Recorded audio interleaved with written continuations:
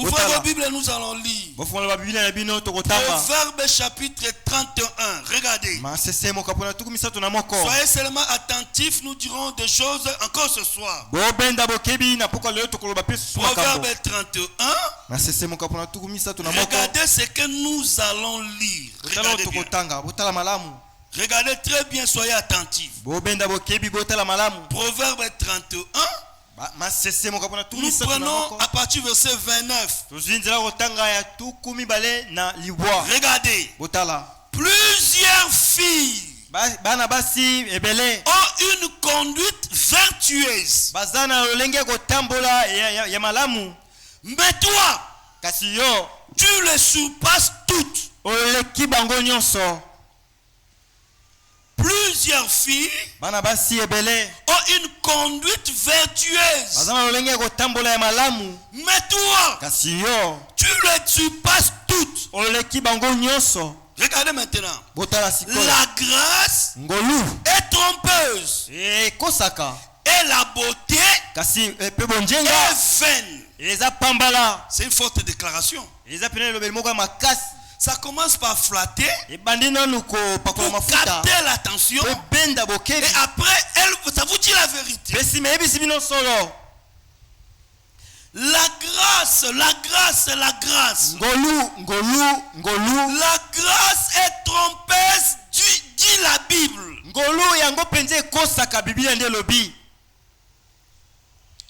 Nous lirons quelques passages des Écritures. Gardez ce passage. Nous allons revenir ici. Nous sommes dans Luc. Nous prenons dans Luc chapitre 1er. Luc chapitre 1er. Regardez. Luc chapitre 1er. Pour gagner un temps, nous lisons le verset 28.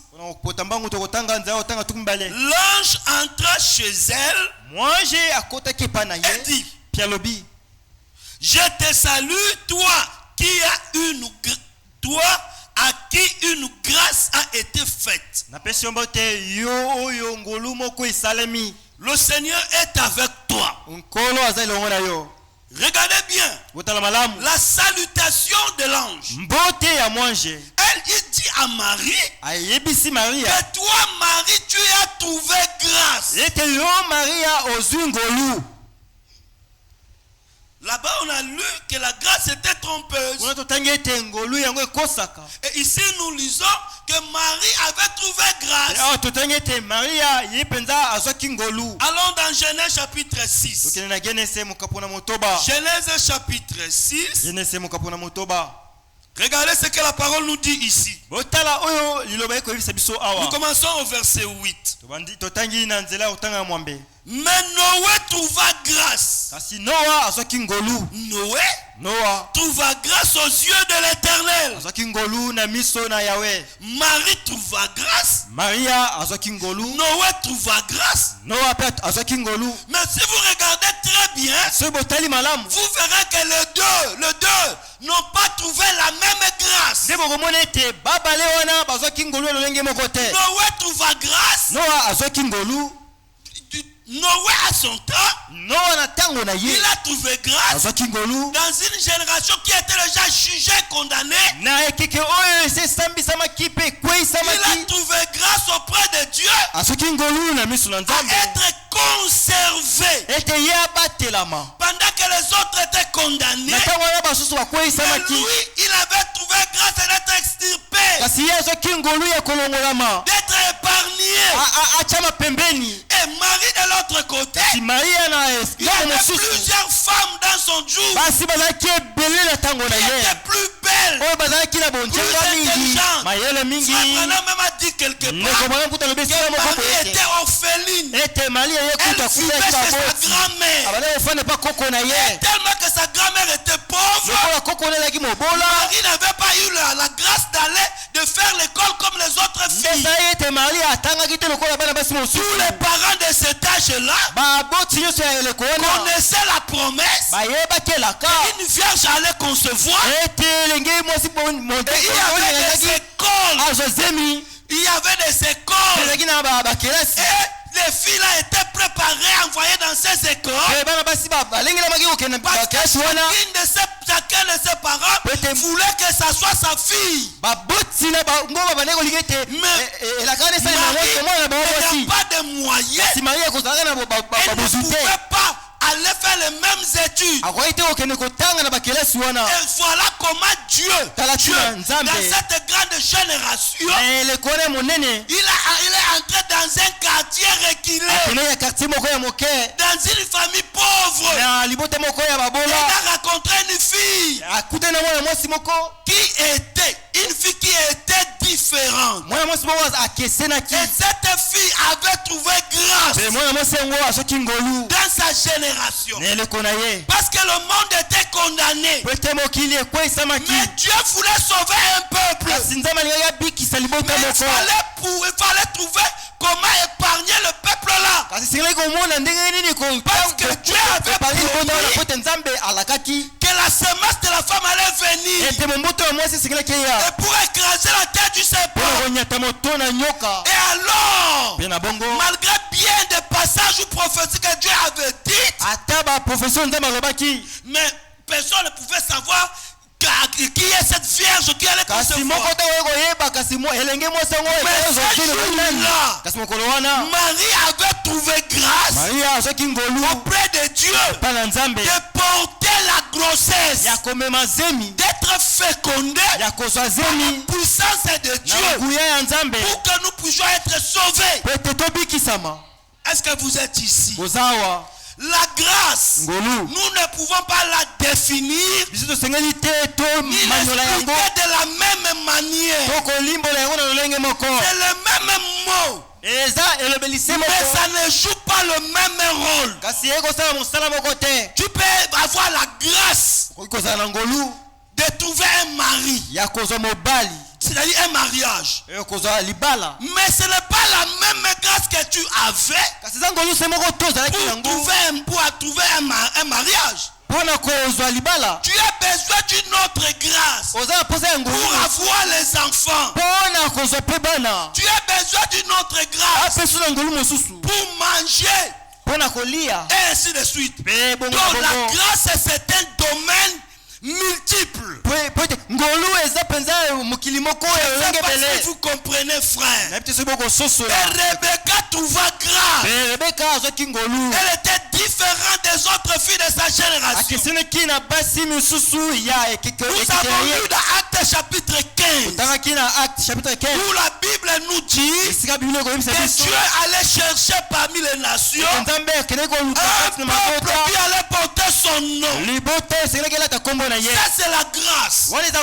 Aujourd'hui, nous sommes ici. Nous disons que Dieu nous a envoyé un prophète. On ne s'est pas arrêté là. Nous sommes allés plus loin pour reconnaître le ministère du serviteur fidèle et prudent. Vous voyez que quand tu as dit ou à quoi mon message, tout le monde peut le dire. Mais pour reconnaître le ministère du serviteur fidèle et prudent, ce n'est pas donné à tout le monde. Est-ce que vous êtes ici? Ça aussi c'est la grâce. Les 10 vierges avaient trouvé grâce d'écouter la voix, c'est-à-dire l'appel à sortir, de recevoir le message. Elles sont toutes sorties, mais elles ne sont pas toutes entrées. La même chose s'applique à la sortie des enfants d'Israël de l'Égypte. Ils ont tous reçu la grâce de recevoir un prophète. Ils ont tous reçu la grâce de voir la colonne de feu. Ils ont tous eu la grâce de manger la manne. Mais ils ne sont pas tous entrés. Ça, c'est la grâce de Dieu. Alléluia. Amen. Noé trouva grâce. Pendant que le monde était condamné, de l'autre côté, Dieu cherchait la solution. Et voilà Marie qui trouva grâce. Marie, comme nous le savons, Maria que la femme représente l'église. Et cette femme avait reçu une semence. Et la semence était incorruptible. C'était la semence de Dieu. C'est la même chose. Comme Marie autrefois. Nous avons reçu la semence incorruptible de Dieu. Dans notre génération, à être cette épouse du Seigneur. Comme Rebecca autrefois, elle avait trouvé grâce. Et nous aussi, nous avons trouvé grâce. Et nous avons fait le choix. Nous avons pris la grande décision. Et nous avons accepté de marcher avec le messager de Dieu. Frère Branham me dit qu'Eliezer représente le Saint-Esprit. Le Saint-Esprit est venu.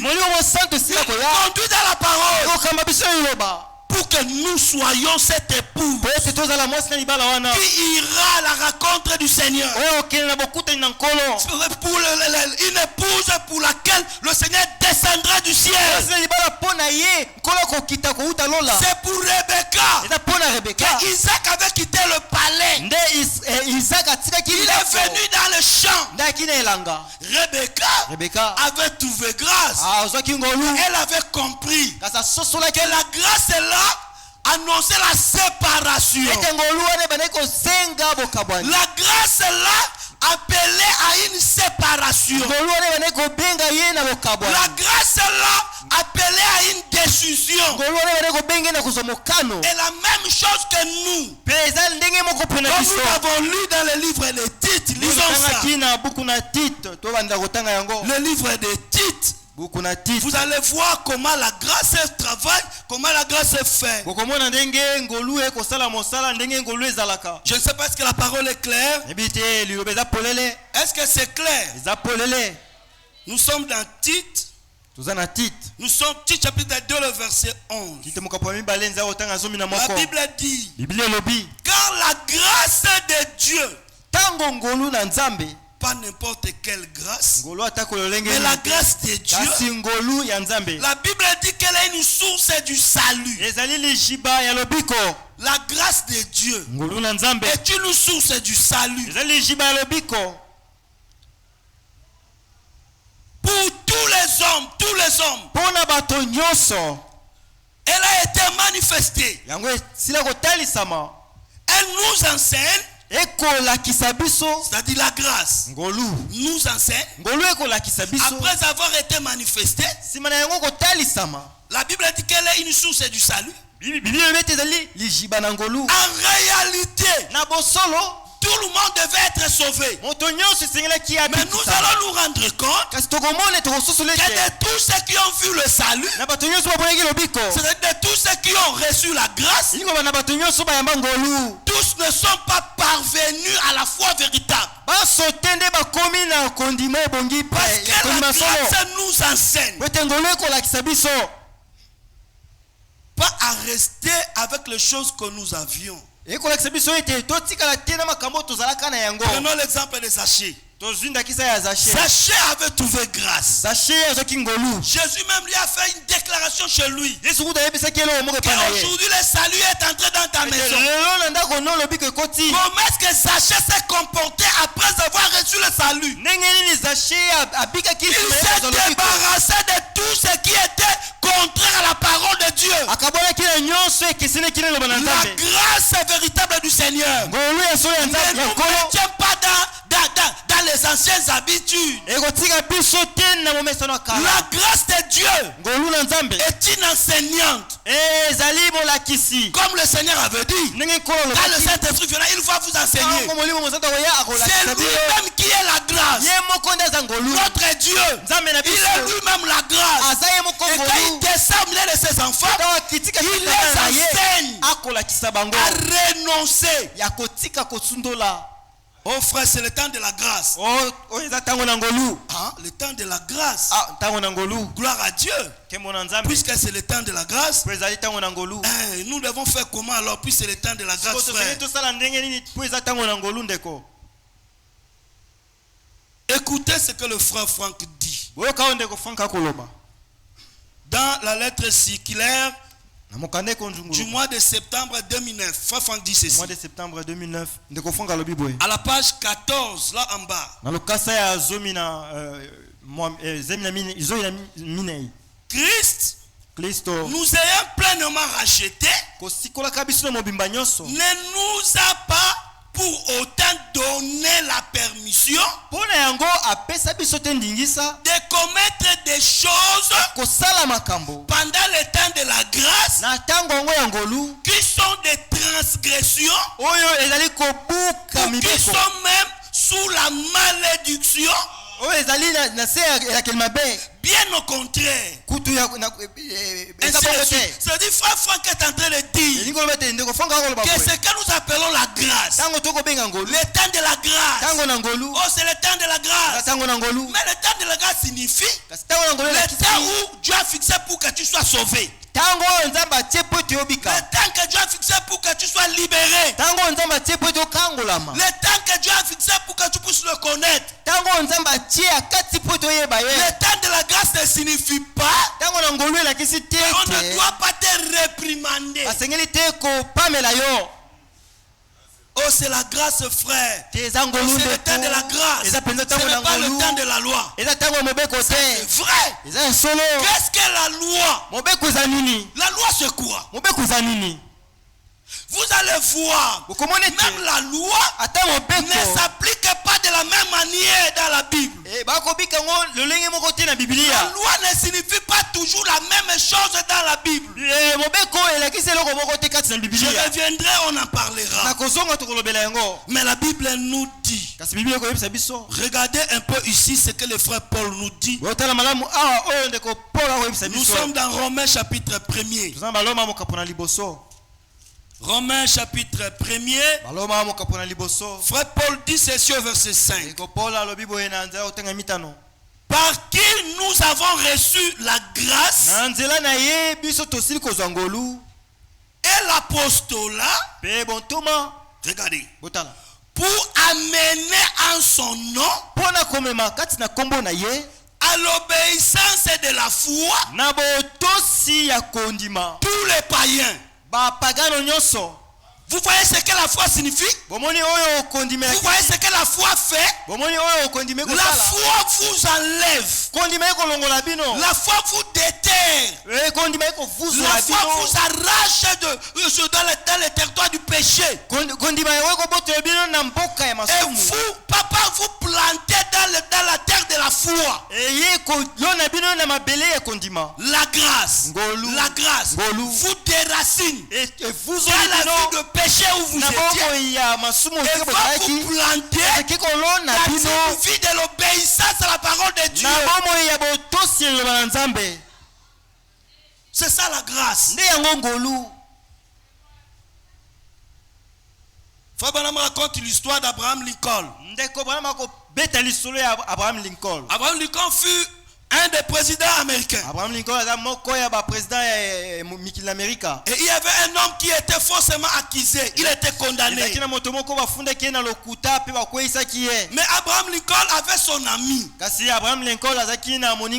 ce jour-là, il n'était pas dans son bureau ovale de la Maison Blanche. Il était quelque part avec son ami. Alors son ami lui a dit, Monsieur le Président, il y a quelqu'un ici qui est en train de mourir pour n'avoir rien fait. Effectivement, il était innocent. Mais il avait été condamné. Il avait été accusé. Il avait été condamné. On devait le tuer. Alors, quand Abraham Lincoln a compris que c'était un innocent, il a ramassé un bout de papier qui était sale. Il a demandé un stylo parce qu'il était déguisé. Frère Branham dit qu'il était déguisé. Il s'est retrouvé là où on ne pouvait même pas reconnaître que c'est lui le président. Il a écrit Monsieur tel est gracié. Il a Abraham Lincoln. Il n'avait pas un cachet présidentiel. présidentielle. Et la Maison Blanche. Et le monsieur a pris le papier. Il a couru aller remettre à son ami. Il dit, mon ami, tu es gracié. Tu es sauvé. Notre Dieu est vivant. Mais son ami demandait, qu'est-ce qui se passe? Il dit, voilà les papiers ici. Le président a signé. Son ami a regardé. Il dit, mais ça ce n'est pas le président qui a écrit. Ça ne vient pas du secrétariat de la Maison Blanche. Il n'avait pas le sceau du gouvernement. Il a rejeté ça. Son ami dit, non, on va te tuer. Moi c'est le président. Il a rejeté la grâce. Il a rejeté la grâce. Et le jour J, il fut tué. La grâce est bien. Mais la grâce ne sauve pas. La grâce est bien. Retournons dans Proverbe. Retournons dans Proverbe 31. Pour insister sur ça. Proverbe 31. La Bible nous dit au verset 30. La grâce est trompeuse. Regardez que ce monsieur fut trompé. Parce que les papiers ne correspondaient pas à la logique. Parce qu'il fallait qu'on écrive ça. Donc la Maison Blanche devait écrire une lettre administrative. Mais ce jour-là, ça n'avait pas respecté les normes. La grâce avait une autre forme bizarre. La grâce n'est pas pour tout le monde. La grâce est présentée à ces messieurs. Et vu la mauvaise forme de la grâce, elle fut méconnaissable. Et le résultat, le monsieur a perdu la vie. La Bible dit que la grâce est trompeuse. Et la beauté est vaine. On a vu plusieurs fois. Ça c'est pas du côté des femmes souvent. Elle dit, je suis encore belle. Quand les frères viennent lui demander un mariage, elle regarde le frère de la tête jusqu'au pied. Elle scanne le frère de la tête jusqu'au pied. Elle lit la vie du frère de la tête jusqu'au pied. Elle a balancé le frère. Je vous raconte une histoire qui s'était passée à Delvaux. Je ne vais pas citer le nom de la sœur et du frère. Il y avait un frère qui avait les moyens. Mais il voulait se marier. Et le frère s'est déguisé. Ils ont fait un plan avec le frère sans le frère Perrin. Le frère venait à l'église comme un homme simple. Il avait demandé la main à une sœur. La sœur, après avoir scanné le frère, elle a balancé le frère à la poubelle. Le frère continuait. Le frère a demandé la main à une autre sœur. Et celle a accepté. Et les choses avançaient. Et on n'en parlait pas à l'église. Le frère avait vu les parents de la sœur. Et tout était officiel. Mais la sœur qui avait refusé le frère ne savait pas que le frère était déjà fiancé. Qu'une autre sœur l'avait déjà accepté. Alors un jour, il fallait que cette sœur puisse aller, il y avait quelque chose à faire chez le frère. Elle avait déjà, le frère lui avait donné les clés. Quelque chose comme ça. La sœur est arrivée, elle a arrangé la maison, elle a préparé quelque temps après pipi.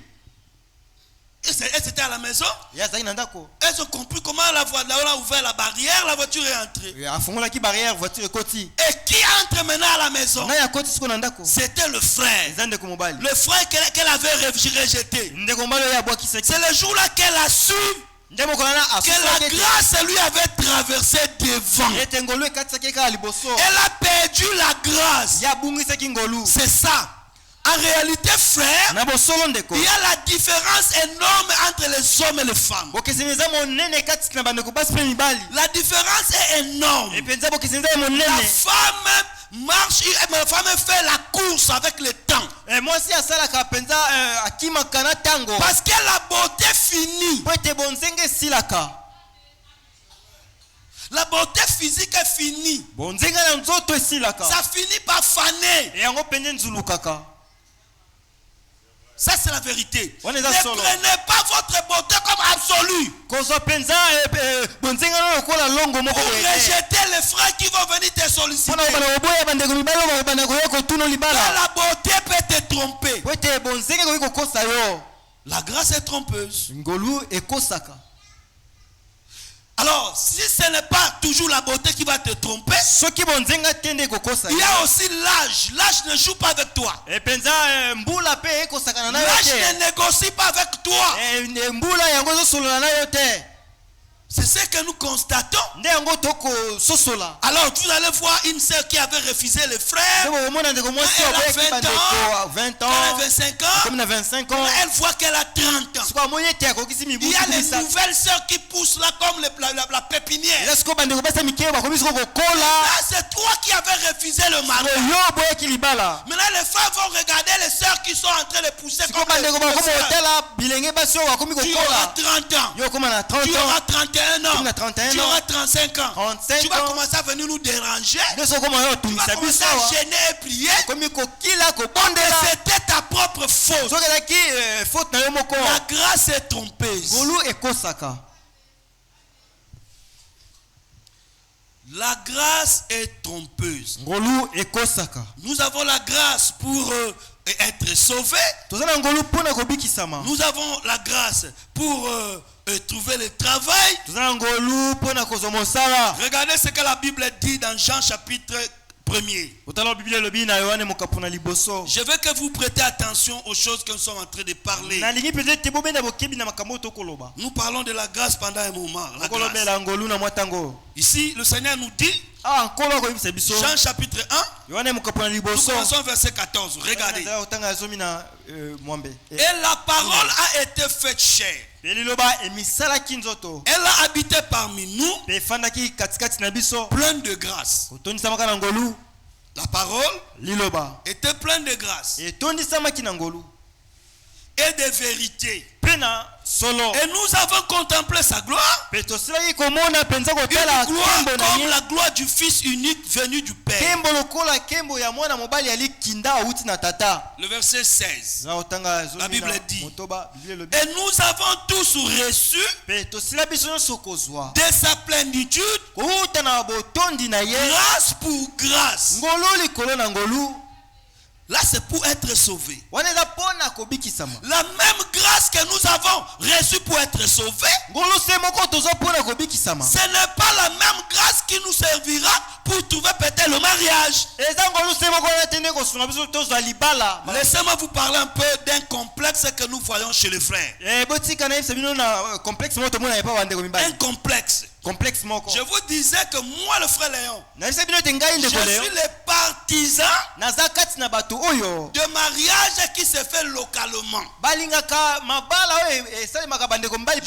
connais des frères qui ont chaviré dans ce domaine parce qu'ils n'ont pas du tout fait ce que je suis en train de vous dire.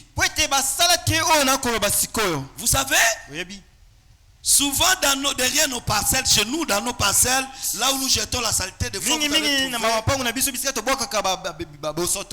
allez trouver peut-être il y a la tomate qui pousse là-bas. Il y a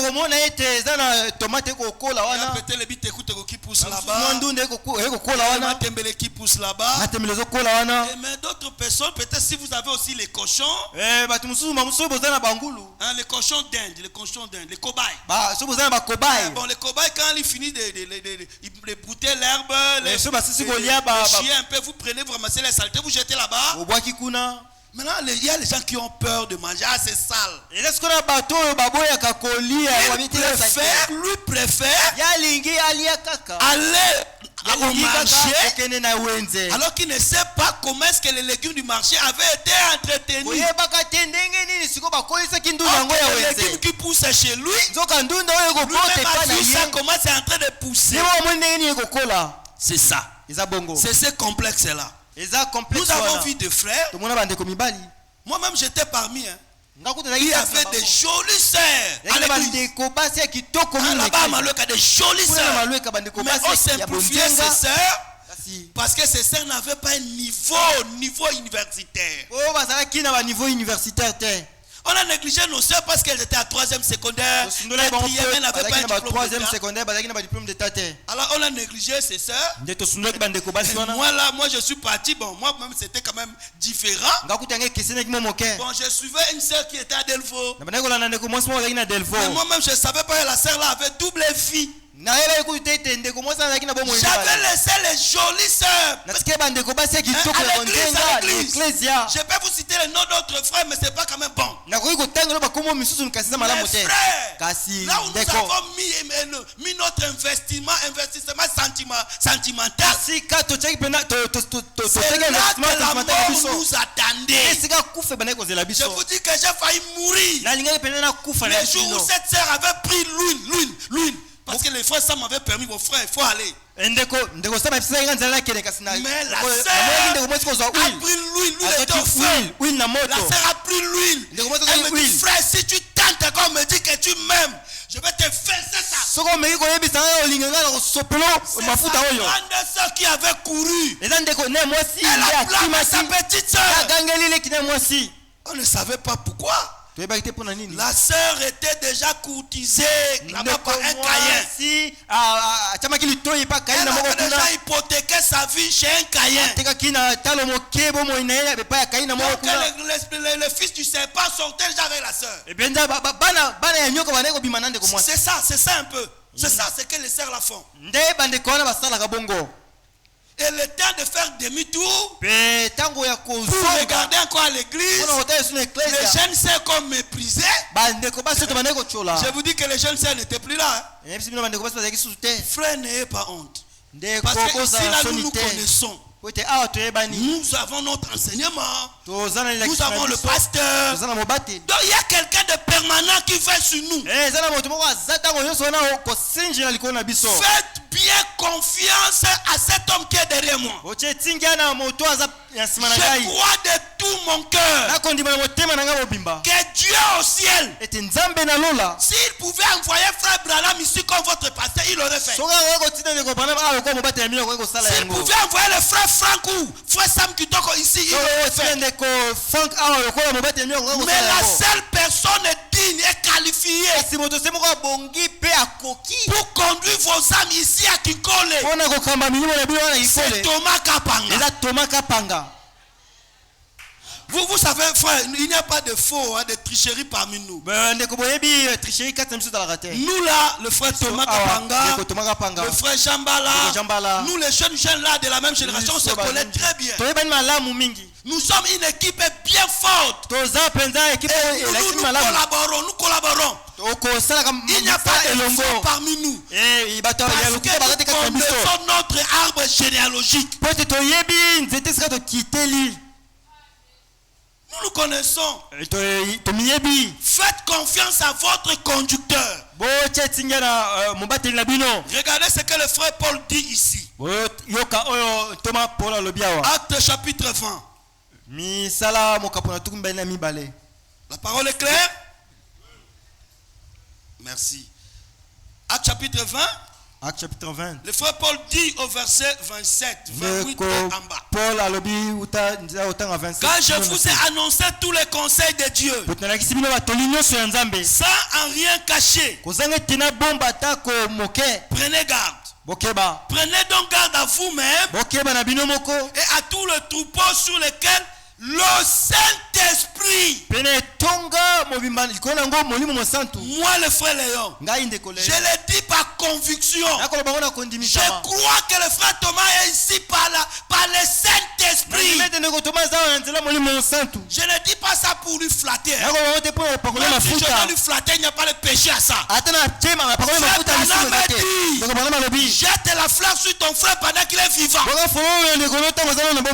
frère Thomas a des talents que moi je n'ai pas. Même le frère Mbala a des capacités que moi je n'ai pas. J'envie le frère Thomas.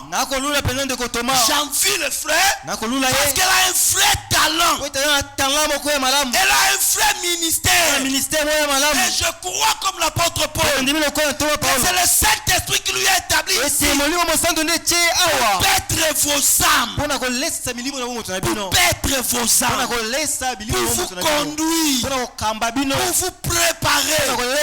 Pour vous présenter à Christ comme l'apôtre Paul.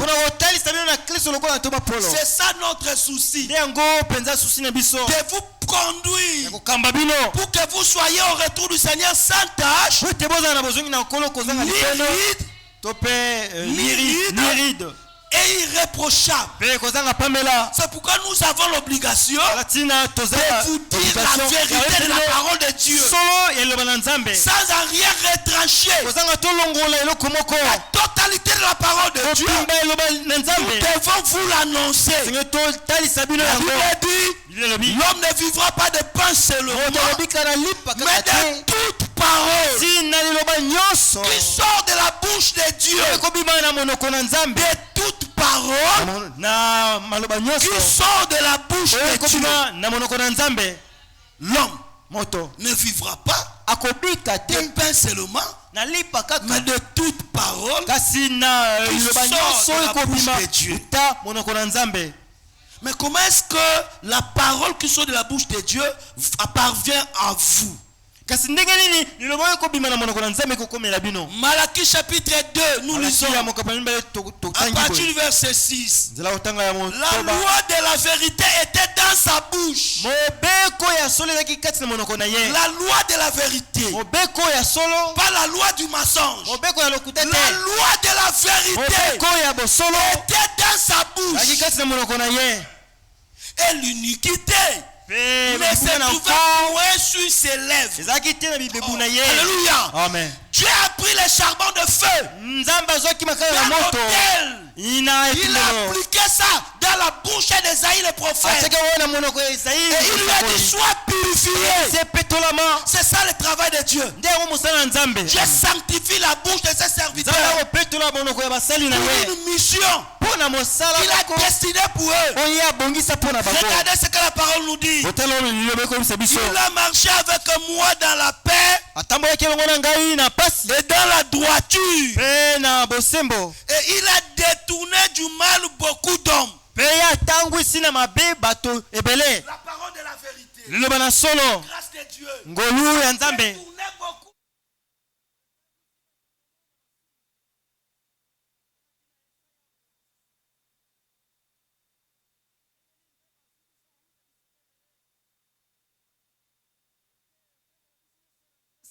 Alors la Bible dit, chapitre 2, à les lèvres du sacrificateur doivent garder la connaissance. Et c'est à sa bouche on demande la loi. Parce qu'il est un envoyé de l'Éternel des armées. Amen.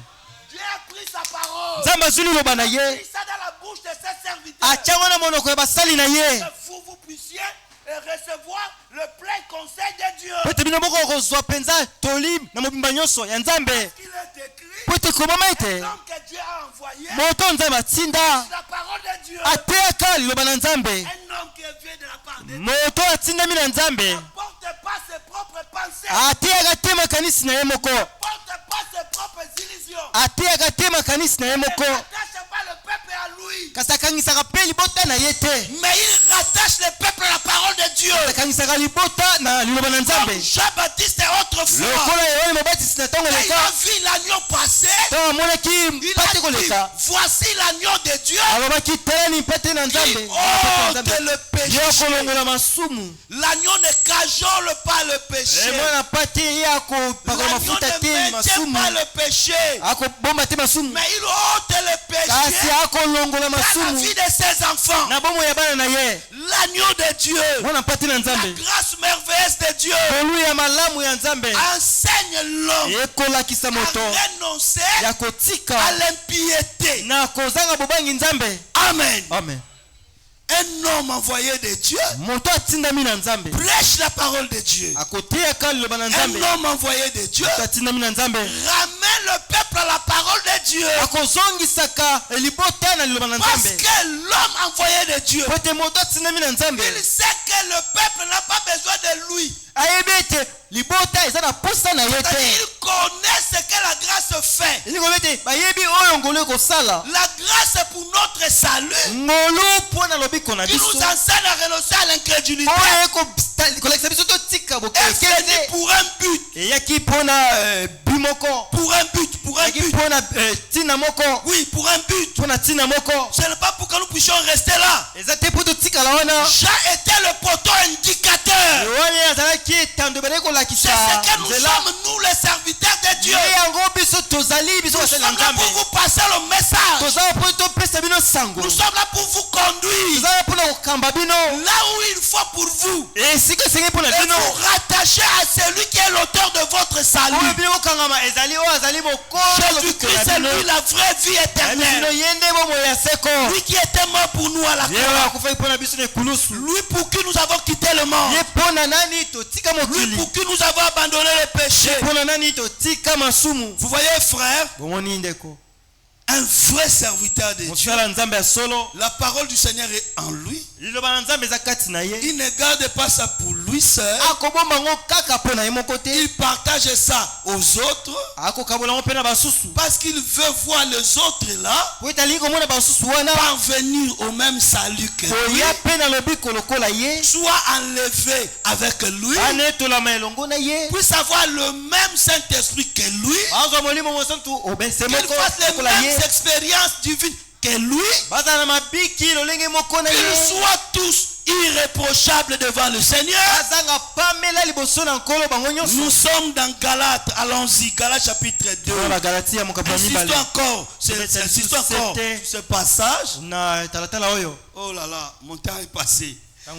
Que Dieu vous bénisse. Nous reviendrons le vendredi et nous parlerons comme le Seigneur nous conduira. Que le Seigneur vous bénisse. Que notre Dieu soit loué. Nous allons nous lever pour prier.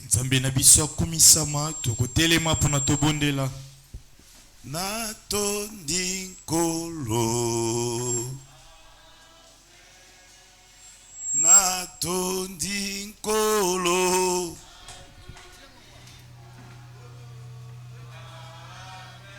oh natondi nkolo.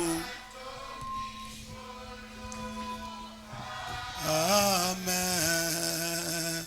Oh, Alléluia. Oh, Amen. Akumama. Akumama. Amen.